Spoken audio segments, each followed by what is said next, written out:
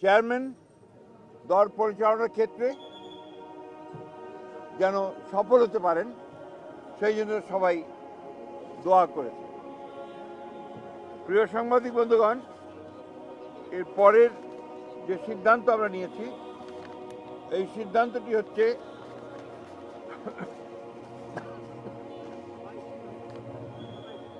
নির্বাচন কমিশনের অনুরোধে বাংলাদেশ জাতীয়তাবাদী দলের চেয়ারম্যান জনাব তারেক রহমান আগামী 11 জানুয়ারি 2026 থেকে জাতীয় নেতা মৌলানা আব্দুল হামিদ খান ভাসানী ও 2024 ছাত্রগণ অভ্যুত্থানে শহীদ আবু সাইদ সহ অন্যান্য শহীদদের প্রতি শ্রদ্ধা জানানোর জন্য তাদের কবর জিয়ারত এবং কিছু পারিবারিক দায়িত্ব পালনের জন্য দেশের উত্তরাঞ্চলের কয়েকটি জেলা সফর করবেন বলে সিদ্ধান্ত নেওয়া হয়েছিল।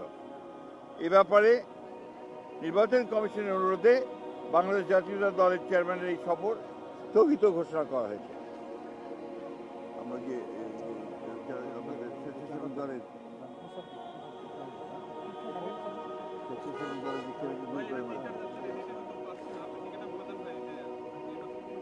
আপনারা ইতিমধ্যেই এই খবরটা সবাই জানেন। প্লিজ ভাই প্লিজ, আপনারা সবাই খবরটা খুব ভালো করে জানেন যে দেশের যে নির্বাচন আগামী ফেব্রুয়ারি মাসের 12 থেকে অনুষ্ঠিত হতে যাচ্ছে, সেই নির্বাচনকে বিভিন্নভাবে প্রশ্নবিদ্ধ করার জন্য, বানচাল করার জন্য একটা মহল বিভিন্নভাবে চক্রান্ত করছে।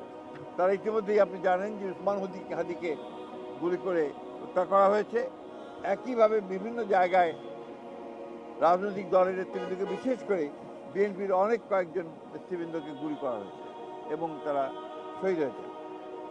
এবং গত কয়েকদিন আগে স্বেচ্ছাসেবক দলের সাবেক সদস্য সচিব দক্ষিণে না উত্তরের সদস্য সচিব, সাবেক সদস্য সচিব মুসাব্বিরকে গুলি করে হত্যা করা হয়েছে। আমরা ইতিমধ্যেই এর তীব্র নিন্দা জানিয়েছি, ক্ষোভ প্রকাশ করেছি এবং অবিলম্বে হত্যাকারীদেরকে গ্রেফতার করে আইনের আওতায় আনার দাবি জানিয়েছি। আমরা বারবার করে এই কথা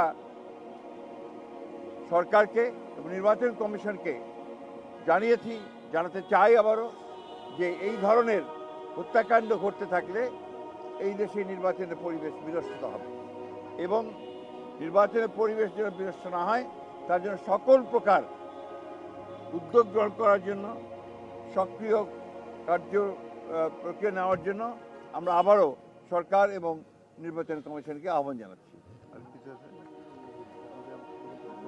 আর ইতিমধ্যে আপনারা সবাই জানেন যে আমাদের গণতন্ত্রের মাতা,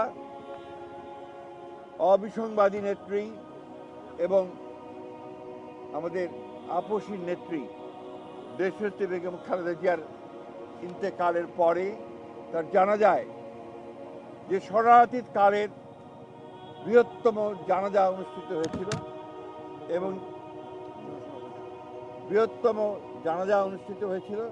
সেই জানাজায় মানুষের যে সমাগম হয়েছিল, এটা এই বাংলাদেশে কখনো দেখা যায়নি।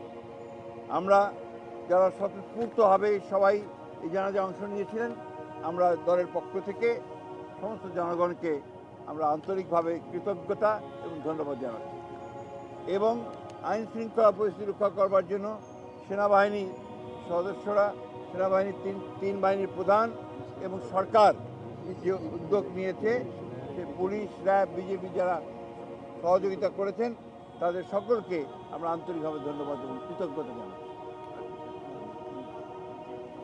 ভারপ্রাপ্ত চেয়ারম্যান নাই থাকে না, আপনি জানেন না, চেয়ারম্যান থাকলে ভারপ্রাপ্ত হয় না।